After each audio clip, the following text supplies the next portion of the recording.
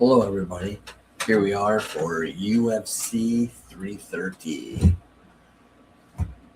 Cards, not really the best for being a numbered card. Um, we do have two, title fights that those are the main two that I'm really interested in. There's a few other fights that I like, but I really don't have a lot of actual wagers for this numbered event. So saying that, and some of the numbers have changed. Like I thought I was going to get really good value on maybe an over and an under on Robertson's takedowns, but they already changed. So I'm not going to be able to do that. And then originally I was on Robertson money line, which I'm still on it because I already made the wager, but it's not anything that I'm going to give it out, but I'm going to advise not to do it now because now she's down to a plus 170, and I'm assuming it may end up closing plus 150. I thought that it would possibly close minus 150 slash plus 130 plus 125. That's where I thought the line should have been in the first place. I wagered her at a plus 200 and got a 30% boost on it or whatever it was that I had. So I actually got her up to a plus 260. Um, I should have gave it out again when she got as high as she got as high as a plus 215 at one time, but I just never gave it out. So all right, let's get into this. First fight, Wells versus Orabai. Orabai is a minus 1,000. You got to get creative with him. I think one of two things is going to happen. I think Orabai is going to get a finish, or he's going to end up with between 7 to 10 takedowns. One or the other. I'm going to lean towards a finish, but I'm going to wait for his takedown prop to come out too. And I might throw a sprinkle on, a ladder, like, just a few dollars because I'm not overly confident in it. I'm more confident in him getting a finish, I think, but um, you got to get pretty creative with him, being that he's a minus 1,000. I do have him on the point system in a parlay that I'll pull up in the end. So, which brings his value down pretty good. That's what I think for that one. Second fight of the night. This one versus Magny and Brahma could go either way. Um, I'm gonna say Brahma early or Magny long. Um, I'm gonna lean towards Brahma to get a first round submission, but if it gets out of the first round, Magny is live. I think Brahma will be the better grappler. Um,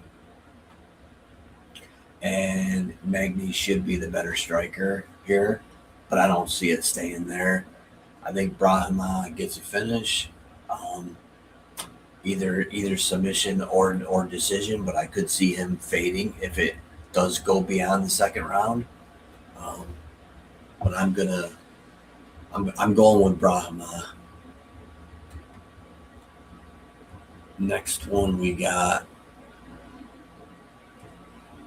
Tobias versus Fernando. This is one of the tougher ones on the card.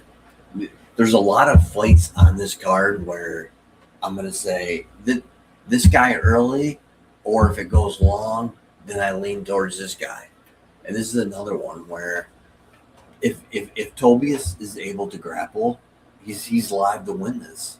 I don't think he's going to be able to, but I'm not willing to pay to find out on Fernando.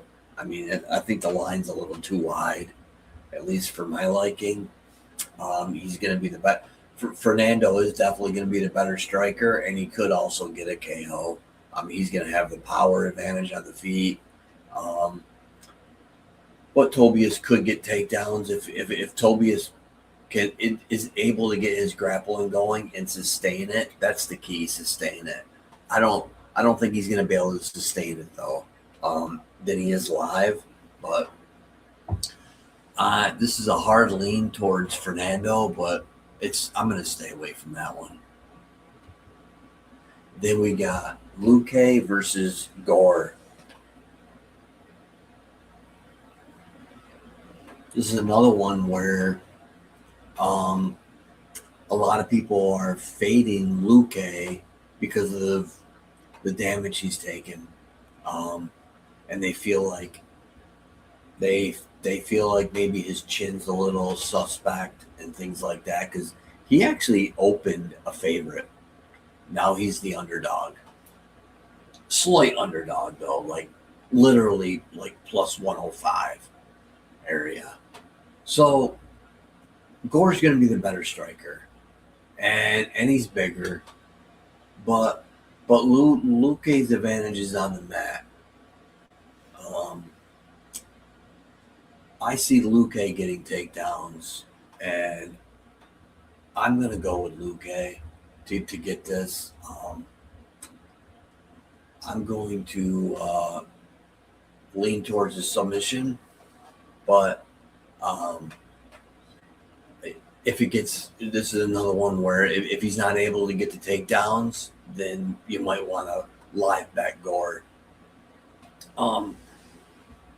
So, but I'm going to lean Luque, even though, a lot of people are on Gore, but I'm going to go with Luque. Next, we got Dante Johnson versus Makhachev. I'm going with Johnson. I know this is another fight where there's a lot of, like, if it goes longer, then people are on the Makhachev side.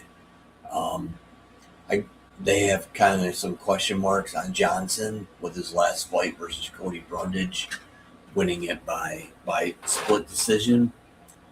Johnson's going to have definitely the power advantage here, even though this fight will probably more than likely stay on the feet.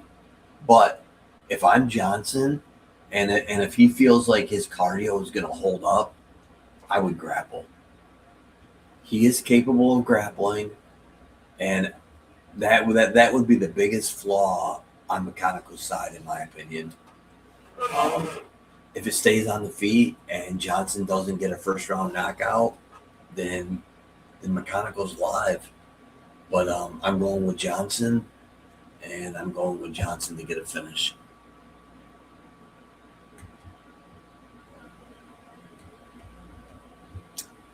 Next, we got, I don't even know where the heck I have this one written down.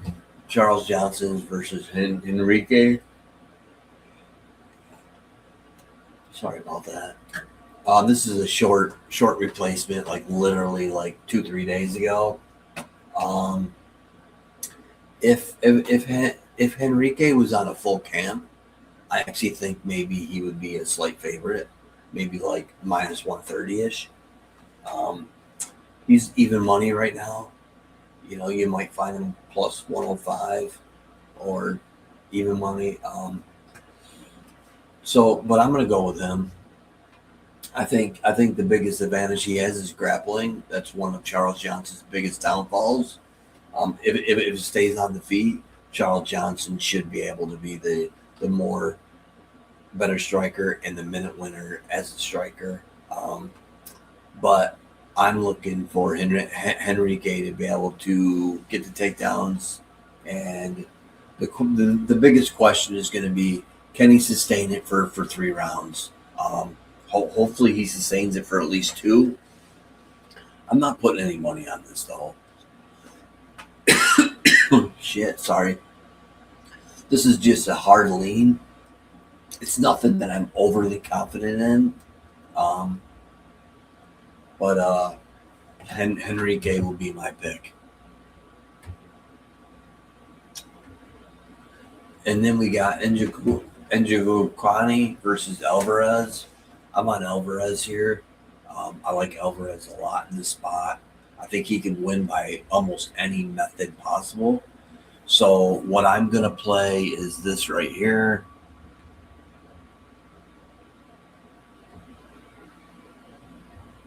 I'm going to play Alvarez inside the distance minus 140. Hopefully y'all can see that. If you want to take a stab with the sub, that would be my lean.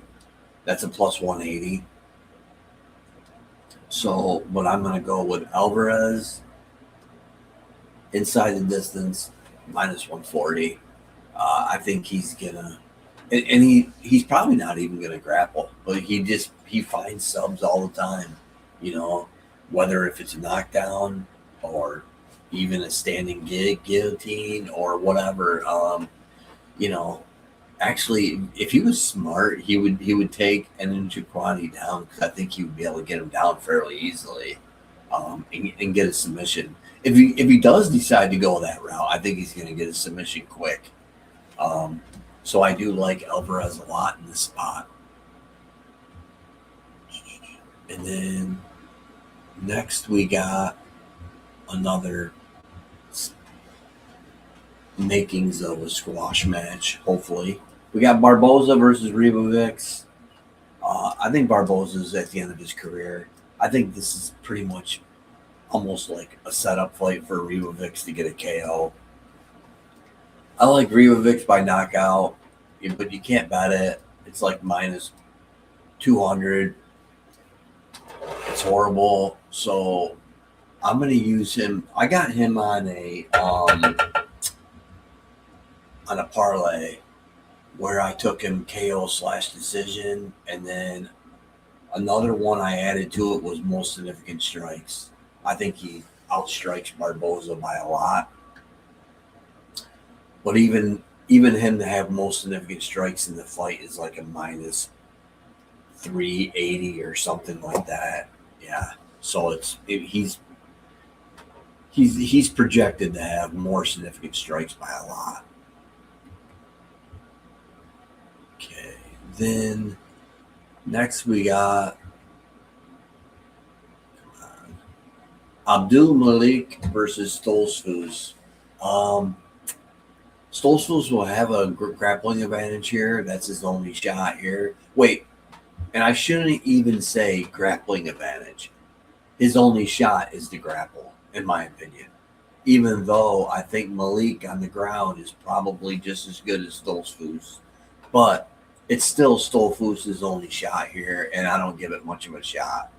I like this to probably more than likely stay on the feet, and I'm looking for Malik to get a knockout at some point, probably in the first or early second round.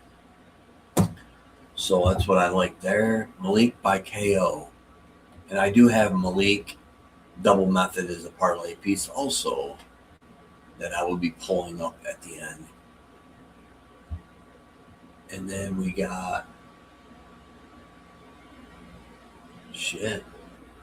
I never wrote this one. Oh, there it is. It's not in order, that's why. Then Jalen Turner versus Kawhi Fernandez. This is the one fight where I don't trust the favorite. I think this is another fight where if he doesn't get a finish in the first round, I think Fernandez is going to take over and win it. And the line's too wide for my likings. I'm not taking Turner at a minus 170. No, thank you. But he could get a knockout. But the longer this fight goes, the more it's going to favor Fernandez. And I like Fernandez to survive the first round and then take over and then possibly find a knockout of his own. I expect this fight to stay on the feet, though. So this should be an entertaining fight as long as it lasts. And then one of my favorite fights is Mackenzie Dern versus Jillian Robertson. I mean, come on. I mean, everybody loves Dern and a lot of the reasons are her looks, at least in my opinion. I don't really think she's that great. If you go down her record and look at the girls that she's beaten, I mean, her number one win is versus Jandiroba. That's her number one win. Her best submission win is against Amanda Ribas, probably. I mean, if you look at the girls that she's subbed hardly anybody. But yet her sub line's a plus 220. Could Robertson make a mistake and get caught in a submission? Of course she could. You know, they're both grapplers. Now I will say this: I like Dern is going to be a little bit better on the feet. She's going to have possibly a little bit more power, but I don't think she's live to get a knockout at any point. I really don't. I think Robertson's more live to get a ground and pound knockout than Dern is, but the books don't agree with me. I think Dern's BJJ is better, but I think Robertson is the better pure grappler, better pure wrestler. I think Robertson's takedown defense is a little bit better than Dern's. And I don't even know if Dern's really going to shoot for many takedowns in this fight, to be honest. I think a lot of her mat control time could also come on if she gets a reversal, things like that. The one thing I do like about Robertson, if you watch her, when she gets top control, she really goes crazy with the punches and the elbows. Like she does a lot of damage from top, where a lot of females don't. And I'll be looking for her to be doing that. And then if this fight gets ugly and doesn't go like the fighter's way, I actually trust Robertson more. I've seen Dern make too many mistakes. Like if Dern is down 2 rounds to none, I could see her trying something really stupid and getting caught. And so I'm on fight to go the distance at a minus 146. I got it at a minus 140, but the best line I can find right now is minus 146. Maybe it comes down a little bit. That'd be nice if it did. But I do got fight to go the distance. And then I've got Robertson money line boosted to a plus 260. Now, I don't recommend playing it now unless you get a boost or play Robertson combo lot, or play Robertson by decision. Excuse me. I think it's a plus 280. You might be able to find a plus 300, something like that, or do an SGP on DraftKings of over 1.5 or over 2.5 rounds, and then Robertson on the money line and see what kind of price you get. That would be the only way I would recommend playing her now. This is also the fight I was going to be on both sides of the takedown prop, but it didn't. The numbers weren't as different as I thought. I had one book that came out with an over 3.5 last night, and they also offered an under 3.5 last night at even money, while DraftKings had over 1.5 at a minus 160. Well, I kept on waiting for DraftKings to come out with their alternate takedown props, and then this morning they kind of adjusted it a little bit, but then they came out with it. But the over 3.5 on DraftKings on the alternate takedown prop only came out at a plus 150, so there wasn't enough.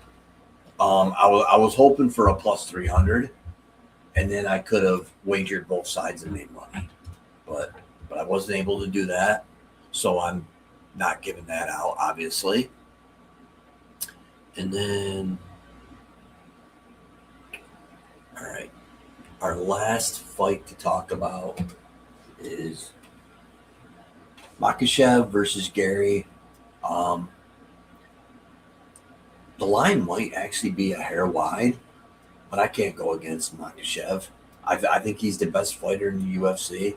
I think he's definitely pound for pound the best fighter. Um, I think he might be the GOAT of all time, right now, especially if he takes care of Garry. Um, I will say this: I don't know how he's going to win, but I do have him winning. Um, you know, if you want to take a hard stance on sub or decision, I don't hate it. I'd probably lean decision more than anything. I'm using this double method as a parlay piece, so I like him a lot. Now, I will say this: even though I'm on Makhachev, one interesting play for Garry could possibly be most significant strikes. I think it's a plus 230. Let me just see if I can find it real quick here. I'm on the page anyways. Strikes. Yeah, it's not. It actually dropped a lot. It was a plus 230. Now it's a plus 188. Yeah, so you really can't take that now. Let me see if it's different on a different site. I got like three different sites that offer that prop. Um, I wouldn't take it unless it's above a plus 200. Um, and then and then I wouldn't really recommend putting much on it either. So just to let everybody know, I mean, I'm not that confident in it. It's just it's one of those things where, um, oh man, it's only a plus 135 on this other site, and Makachev's a minus 182 on the site. Wow. Yeah, so it's really come down. Wow. So it looks like I was on the right side of it. I just didn't. I never pulled the trigger and wagered on it though. Um, and let's see what DraftKings has. DraftKings has DraftKings has the best line for Garry. They've got plus 200, and then they've got Makhachev at minus 275. So yeah, not enough to like be able to like bet both sides of it and make money though. Nothing like that. There's not that big of a gap in there. But yeah, so that was a lean, but we can probably scratch that one out. And then I've got here's my parlays. Let me see if I can blow this up a little bit. So I've got Rebovics KO/decision, Malik KO/decision, Makhachev sub/decision plus 121. Now, what I did to get a little greedy and hopefully it doesn't bite me in the ass, I added Rebovics most significant strikes. It made it a plus 147, and I got it boosted to a plus 220. Then I've got Alvarez money line, Oral by minus 7.5. That's a minus 116. If you want to add Dante Johnson money line to that, that makes that a plus 147. Then I've got Dern over 3.5 rounds and Makhachev over a half a round and winning on the money line, minus 103. So I like those a lot. Those are my picks that I've got going on. I gave out my singles on the video during the video, so that's why I didn't do a thing for them. So that's my breakdown of the card. If anyone has any comments or questions, please shoot them my way, and I'll do the best to answer them. And if you could, give the video a like or subscribe, or check me out or pass me on to someone else. And hopefully we cash some tickets, and everybody have a great weekend.